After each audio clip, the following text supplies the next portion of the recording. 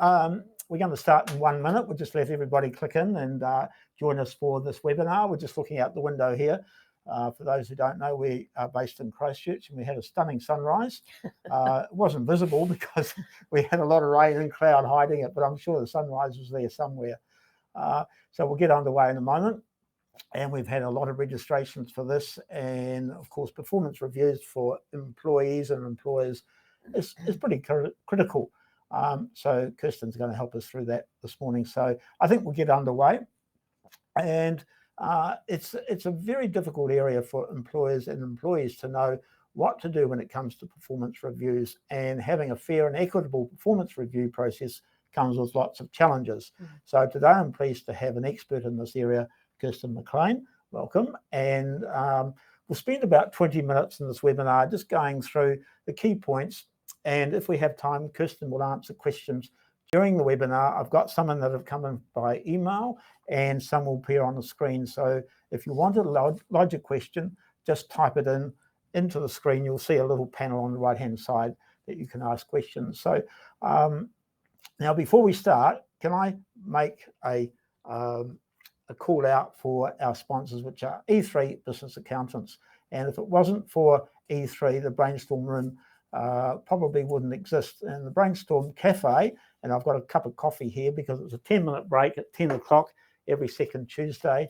And if it wasn't for E3, the Brainstorm Room wouldn't exist. It is a not-for-profit entity that is here to help share knowledge and information to business owners throughout the country. So thank you, E3. Now, to pay respects to E3, if you want to support E3, please become a client of ours, accounting, tax, and business advice. So that's our little spruik for E3.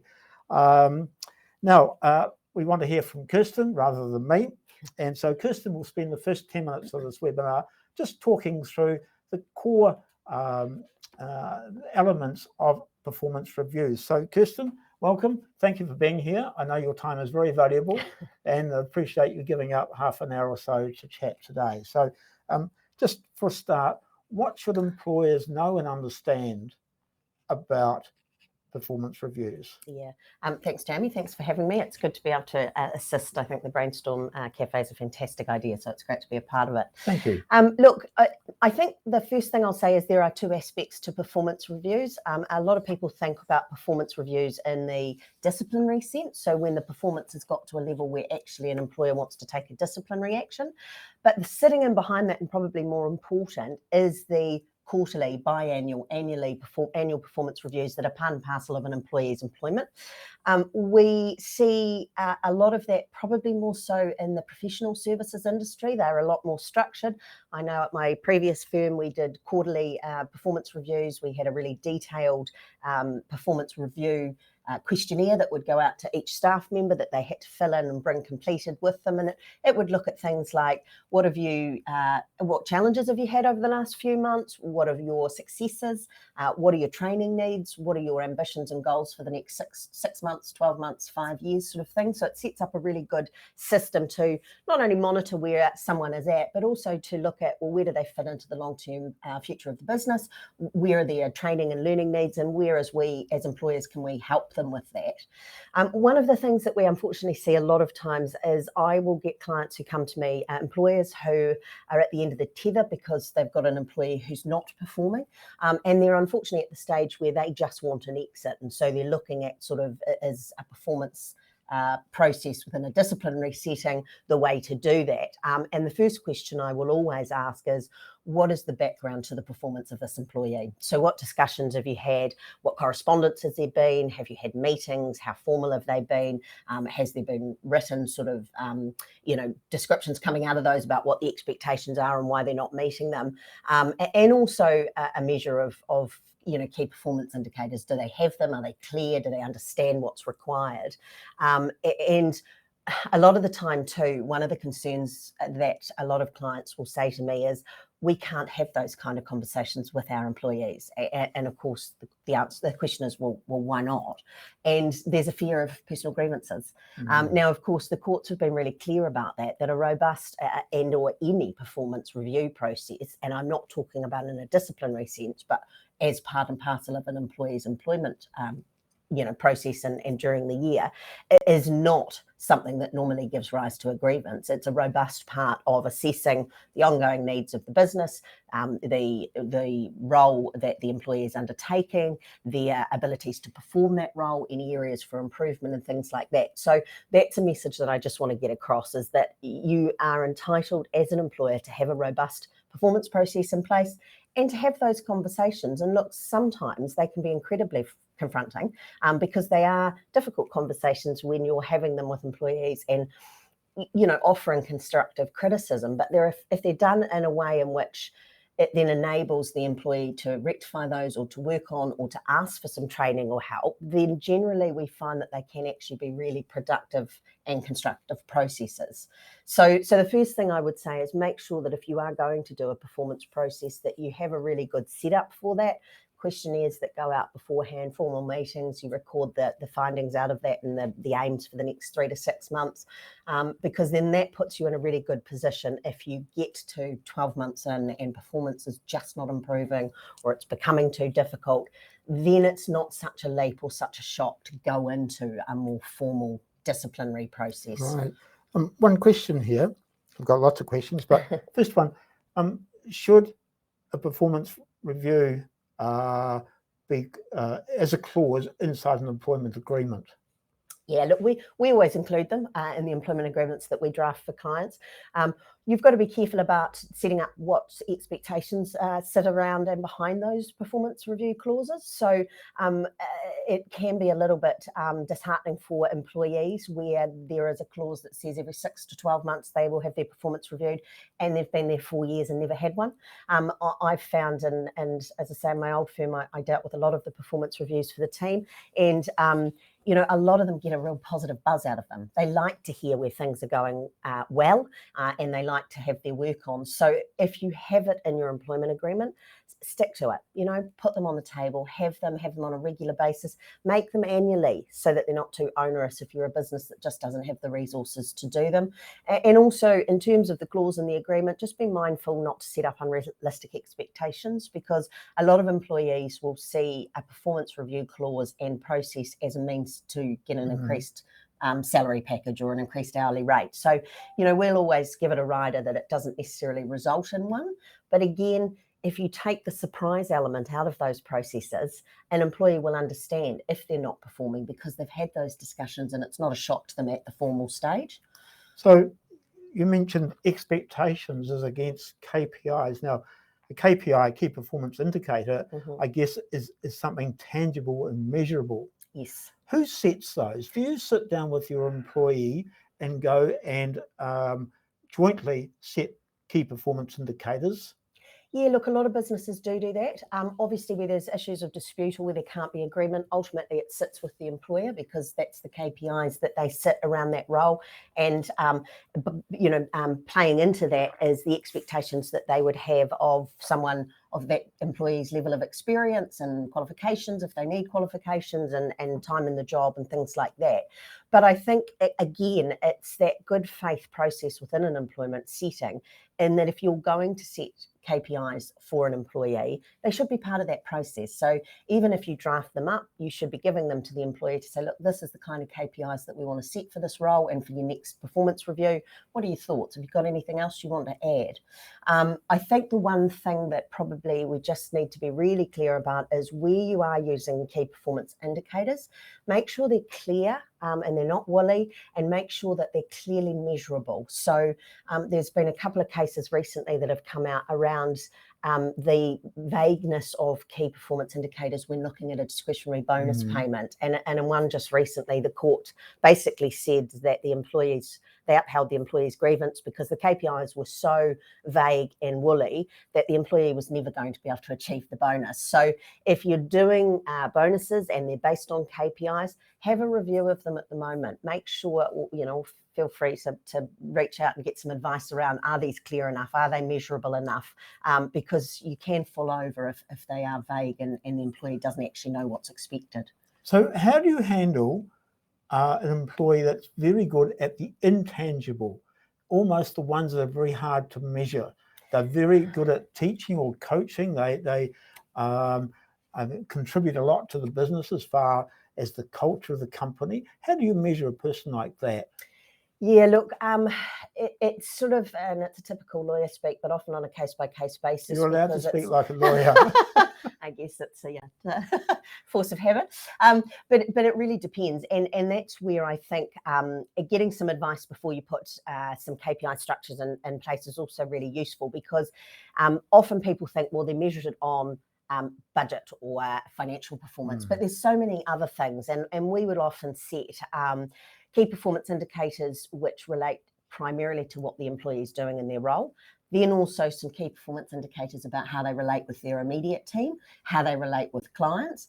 And yes, those can be more difficult to measure, because you can't say, well, you've got to deal 100% of the time with your clients in a certain manner, because it's really hard to manage. But, a clever lawyer can flip them and sort of give you, no complaints over a course of a month, or if it's a sales-based role, reaching out to 15 new clients and having satisfactory responses. So there's ways in which you can manipulate the KPIs to suit the role, but that's about understanding the nature of the role and the nature of the employee that you're dealing with. So it's always wise to get some advice. So if you've never done a performance review before, and you think it's about time I stepped up as an employer, and you might have 5 or 10 or 15 or 20 employees, and this is the first time you're going to launch into it, how do you start from scratch? Maybe there's something in the employment agreements, maybe others, there's nothing in there. Mm-hmm. How do you start? What's a good platform to announce company-wide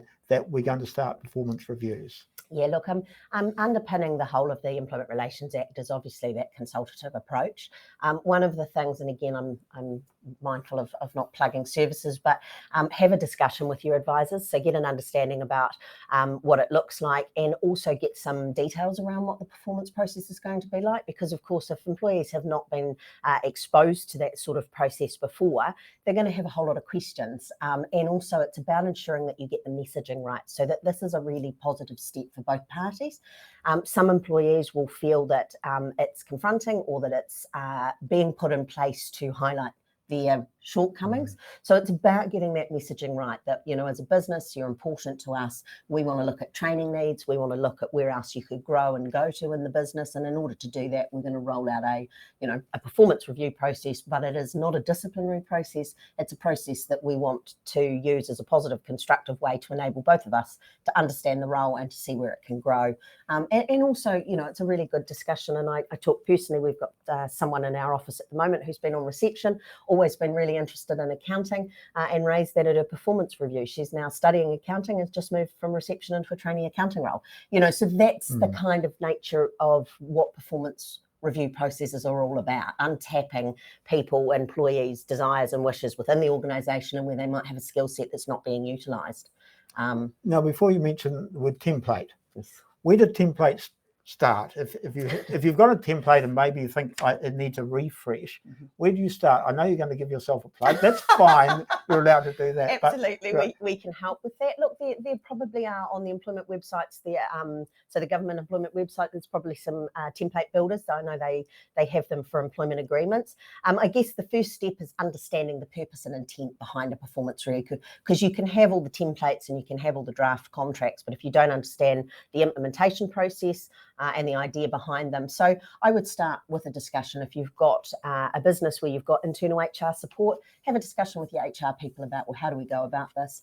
Or reach out. There's lots of employment advocates and lawyers out there who, can help put that process in place, talk to you about a template. And one of the things that I probably would just say, particularly with a performance process, is don't be too rigid about the template. And that's where getting some advice and having a discussion about what goes in a template, because it won't be one size fits all for a lot of businesses. So there'll be different roles, there'll be different levels, there'll be different expectations on different employees.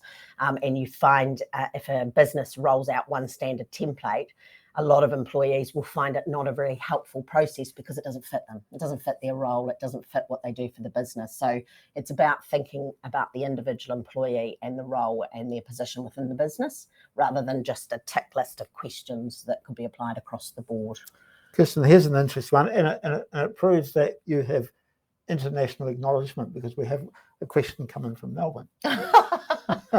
And I'm sure the laws in Australia are a little bit different to ours, but I think looking after employees is the same. And the last question is, do you think it is a wise policy to offer the employee a chance to performance review the employer? Look, that's a really interesting one. And I think there is real merit in 360 reviews. And the reason I say that is because fundamentally, if an employer is approaching the performance process in the manner in which it should be, it's about identifying challenges or learning areas, and that's for both parties. I know, having been an employer and worked with staff on performance reviews, you often don't see things that employees see. So you've got to be open to having those discussions and to getting that feedback. And so, I think there's real strength in that. And I think it shows your employee just how willing you are to engage in these processes and use them as a really constructive measure for the whole business, to hold everyone accountable, but also to acknowledge successes in that on both sides. The one thing I'd say about that is, if you're going to open that up, try not to be too defensive if you get some criticisms, because none of us are perfect and your employees will probably relish the chance to tell you where some failings are. So you've got to be pretty robust and open-minded, but I have seen it work really well in some businesses. So have you experienced where you get called in almost to help launch a performance review program into a company, or to modify it, or to help present it? Because again, I feel this is a difficult challenge for a lot of employers who try and do everything right. We've got hundreds of clients, and every one of them is working very hard to run a company that has good products, good services, looks after its clients, but looks after its employees, because it all comes back to what Richard Branson said many, many, many years ago when he first started the Z Line. He said, look, I know my only source of revenue are the passengers, but if my staff aren't at the top of their game and very happy, they have to come first. Because if I don't have great staff, I will never have great customers buying seats on my airlines. So that has stayed with me for many, many years. Oh, absolutely. And it is, never a truer word spoken. But yes, I have. I have, both in the sense of helping businesses. And that's why I went out on my own a couple of years ago and created this offering whereby I can sort of transcend the human resources type area that a lot of employment lawyers won't, because I do a lot of strategic and governance type advice for businesses. And so I've gone in and helped them run where they're lacking HR support internally. I've helped them run, to launch and to sit in on performance reviews. I've also handled and managed some really difficult performance reviews particularly where there's a couple of clients a couple of employees that might have some real difficulties. And, the owners recognise that wasn't their skill set. Their skill set was in their field of expertise. And look, managing people well is a really difficult thing. Some people can be fantastic at running a business. Some people can be fantastic at their products and their services. But managing people and managing, employee relationships and difficulties and challenges is a really difficult task.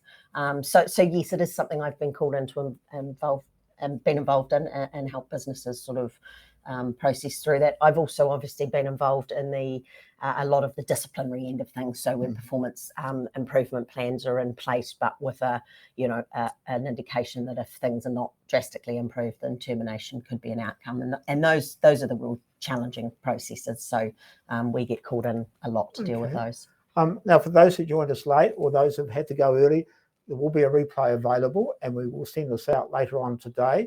Now, I'm just going to go off camera a little bit so I can come up and look at some of the questions that are coming in here.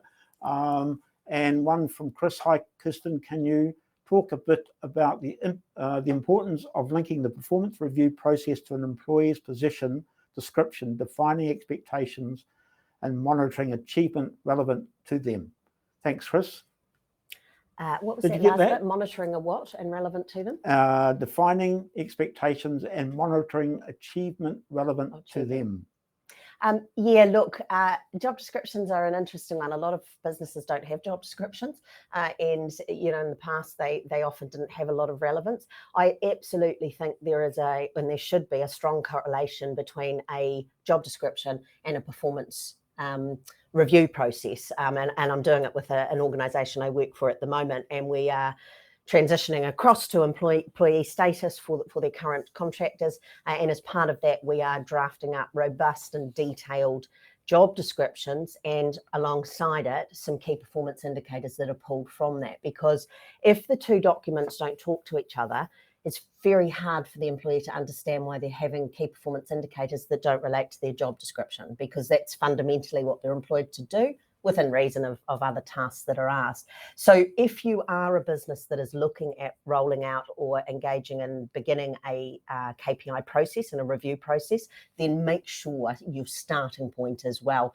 Do we have job descriptions? Are they reflective of what that employee is doing, or does that need some work in conjunction with drafting up some KPIs for that role? Right. Now, a question from Tracy. How do you make the reviews personal to the employee rather than a generic form that everyone fills in and may not be relevant to the particular position?